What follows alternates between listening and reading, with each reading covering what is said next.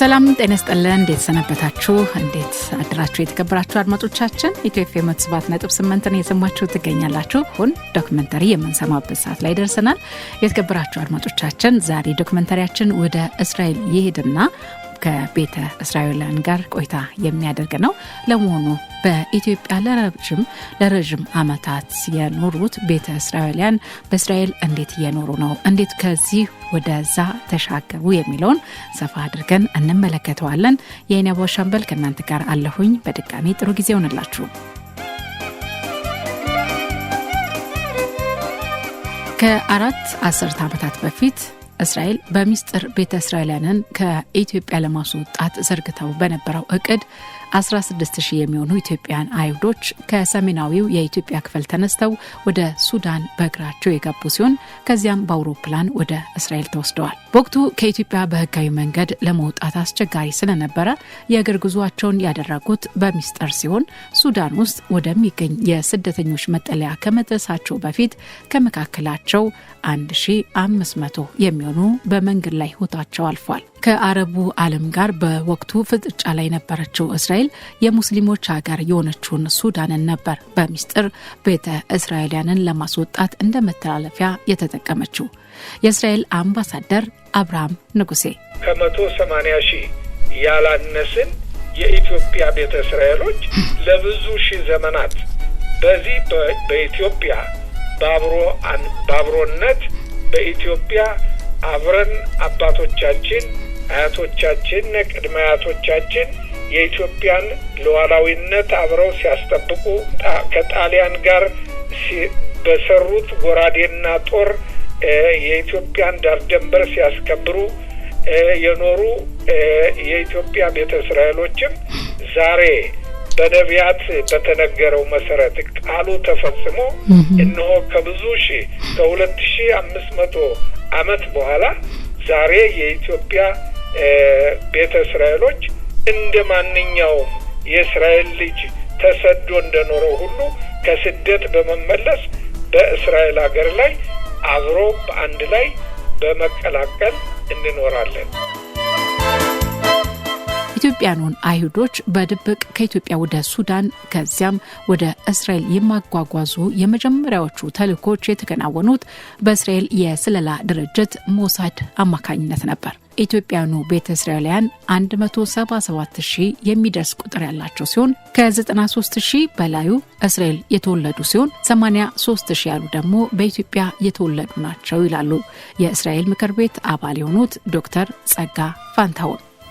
ያኔ የደርግ መንግስት ሁላችሁ ባንድ እንድንወጣ አይፈቅድም ነበር ቤተ እስራኤሎች እና የነበረው መንገድ ለመውጣት የተለያዩ መንገዶች ነበሩ።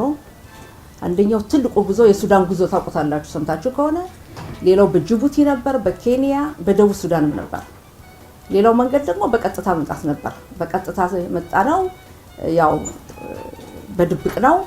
እኔ መጣሁት በቀጥታ ለምን በሱዳን ያኔ ብዙ ሰው ይሞት ነበር ቤተሰቦቻችን ዘመዶቻችን ቤተሰብ መምጣት ስለማይፈቀድ እኔ ብቻዬን መጣሁት ማለት ግሩፕ ነበርና 17 ልጆች ነበር።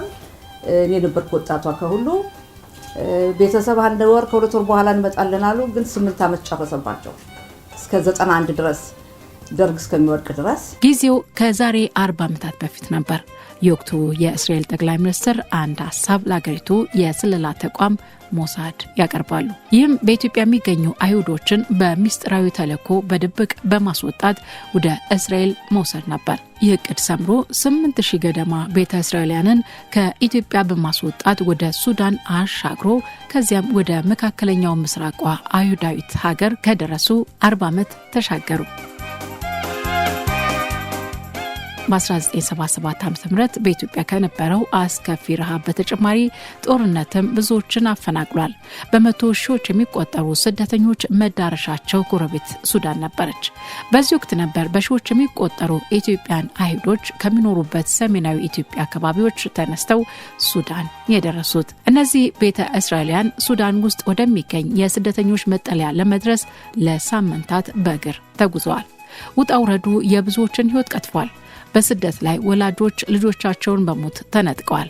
ልጆችም ያለ ወላጅ ቀርተዋል። የተስፋይቱ ምድር ወደሚሏት እስራኤል ለመድረስ ጥቂት ንብረታቸውን ሸክፈው በመቶ የሚቆጠር ኪሎ ሜትር በእግር ለመጓዝ ተገደዋል። ይህንን ጉዞ በባዶ እግር ለመጓዝ የተገደዱትም ጥቂቶች አይደሉም። ኢትዮጵያኑ መጠለያ ውስጥ ለወራት ከቆዩ በኋላ ኦፕሬሽን ሞሰስ ወይም ዘመቻ ሙሴ ተጠንስሶ በሺዎች የሚቆጠሩ ቤተ እስራኤላውያን አይሁዶች ወደ እስራኤል ከተወሰዱባቸው ዘመቻዎች አንዱ ተወለደ። ቤተ እስራኤላውያኑ ሱዳን ከደረሱ በኋላ ከእስራኤል የደህንነት ተቋም ሞሳድ ጋር በተደረገ ግንኙነት አንድ እቅድ ይወጣል። የእቅዱ ማጠንጠኛ ደግሞ አሮስ ነበር። ሱዳን በረሃ ላይ በቀይ ባህር ዳርቻ ተንጣሎ የሚገኝ የመዝናኛ ቅምጥል ሪዞርት ነው። የሱዳን ቱሪስት ኮርፖሬሽን የሚኩራራበት የመዝናኛ ቦታ ነበር። ተቋሙ ስፍራውን እያከራየ ረብጣ ገንዘብ ወደ ካዝናው የሚያስገባበት ነበር። ይህንን የበረሃ ገነት ተጠቅሞ ሞሳድ ኢትዮጵያዊ ቤተ እስራኤላውያንን ለመታደግ ያሰበውን ሲያሳካ ቆይቷል። ሞሳድ ይህንን ሪዞርት ተጠቅሞ 8000 ገደማ ሰዎችን በድብቅ ወደ እስራኤል ለማስገባት ችሏል። የቢቢሲው ጋዜጠኛ ራፊ በርግም ይህንን አስደናቂ የስለላ ተልእኮን ታሪክ የሚያወሳ ሬድ ሲ ስፓይስ የተባለ መጽሐፍ ጽፏል። ኔትፍሊክስ ደግሞ ዘ ሬድ ሲ ዳይቪንግ ሪዞርት በሚል ሞሳድ ቤተ እስራኤላውያንን ከኢትዮጵያ ወደ እስራኤል ለመውሰድ የነበረውን አደገኛና መስዋዕትነት የተሞላበት ተልእኮን የሚያሳይ በእውነተኛ ታሪክ ላይ የተመሰረተ ፊልም ለእይታ አብቅቷል። በወቅቱ እስራኤል ከደረሱት ውስጥ አብዛኞቹ ወጣቶችና ህፃናት ነበሩ። በዘመቻ ሙሴ እስራኤል ከገቡ በኋላ የወለዷቸው ልጆቻቸውን እስራኤል፣ አብርሃም፣ ሞሼና ማዛል የሚል ስም አውጥተውላቸዋል። በተጨማሪም ኔታንያ፣ ፒታ ቲክቫ፣ አሽኬሎንና ሃትራን በመሳሰሉ የእስራኤል ከተሞች በስፋት በመኖር ላይ ይገኛሉ። በስደት በተለያየ ስደት የሄደውን የእስራኤል ወገን ሁሉ የመሰብሰቢያ ህግ አውጥታ በእስካሁን ድረስ ከመቶ አገር በላይ በዓለም የተበተነው የእስራኤል ወገን ተሰብስቧል። ከኢትዮጵያም ጭምር ከሌሎችም ዓለማት ከአራቱም ማዕዘን ልክ በነቢያት እንደተጠቀሰው ከአራቱም ማዕዘን እሰበስባችኋለሁ፣ ከየሀገሩ ከየህዝቡ አወጣችኋለሁ፣ ወደ ገዛ ሀገራችሁም አመጣችኋለሁ። ትንቢተ ሕዝቅኤል ምዕራፍ 34-36 ላይ እናገኘዋለን። በትንቢተ ኤርምያስም ላይ እናገኘዋለን። በኢሳይያስም እናገኘዋለን። ልክ ነቢያቶች በተናገሩት መሰረት ያ የነቢያት ትንቢት ደርሶ ዛሬ ከየትም ተሰባስቦ ዛሬ የእስራኤል ህብረተሰብ እስራኤል የተባለው የእስራኤሉን ሃይማኖት የሚከተለው ከመቶ አገር የተሰበሰበ የተለያየ ቀለም ያለው ህዝብ፣ የተለያየ ባህል ያለው፣ የተለያየ ቋንቋ ያለው ህዝብ እንደ አንድ ህዝብ ሆኖ እንደ አንድ ቤተሰብ ሆኖ የሀገሩን ሉዓላዊነት እያስከበረ አገሪቱን እየገነባ ህዝቡም እየተገነባ ይሄ ይገኛል።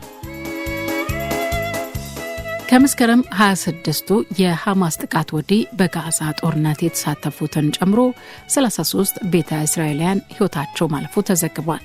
ኔታንያሁ በጦር ሜዳ እስራኤልን ለመከላከል ባከናወኑት ተግባር የጀግንነት ሚና ተጫውተዋል ብለው አሞግሰዋቸዋል። ሁለተኛና ሶስተኛው ትውልድ በእስራኤል ጦር ውስጥ እስከ አመራርነት በመሳተፍ እንዲሁም የእስራኤልን ኢኮኖሚ በማሳደግ ሀገሪቱ ልዩ መሆኗን አሳይተዋል ሲሉም አክለዋል። ኢትዮጵያን በአይሁድ መንግስት ውስጥ ያላቸውን ተሳትፎ ለማሳደግና ዘረኝነትና መድሎን ለመዋጋት ቃልም ገብተዋል። የቤተ እስራኤላውያን ማህበረሰቦችን አስደማሚ ጽዮናዊ ታሪክ ማሰራጨት እንቀጥላለን ሲሉ አክለዋል። ቤንያሚን ኔታንያሁ እስራኤል ሀገር በ1948 ዓመተ ምህረት እንደ አውሮፓ አቆጣጠር በተባበሩት መንግስታት ከፍተኛ ድምጽን በማግኘት በህጋዊ ነጻነቷን አግኝታ በብዙ አገራት እውቅናዋን አግኝታ እንደገና በነ ዳዊት በነ ሰለሞን ጊዜ የነበረውን መንግስት እንደገና ኢየሩሳሌምን ዋና ከተማ አድርጋ የእስራኤል መንግስት ተቋቁማለች።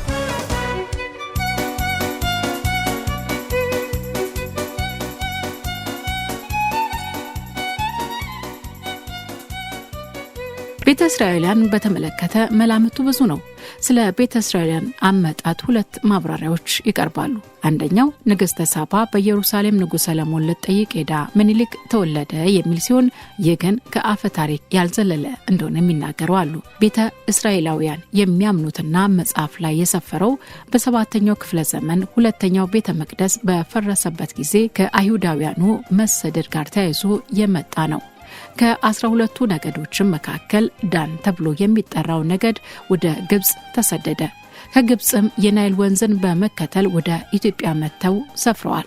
እና በጣም ወጣት ሶሳይቲ ነው። ኮሚኒቲያችን በጣም ወጣት ነውና ለማንኛውም በኩል ኢንተግሬት አድርጎ ለመኖር በጣም እድሉ አለ።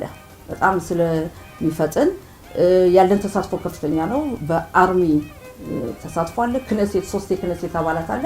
ክነሴት ማለት የእስራኤል ፓርላማ ነው። ከ123 በጣም ብዙ ነው። ለምን ቁጥራችን በጣም ጥቂት ነው። ወደ 2% እንኳን አልሞላንም ከእስራኤል ፖፑሌሽን።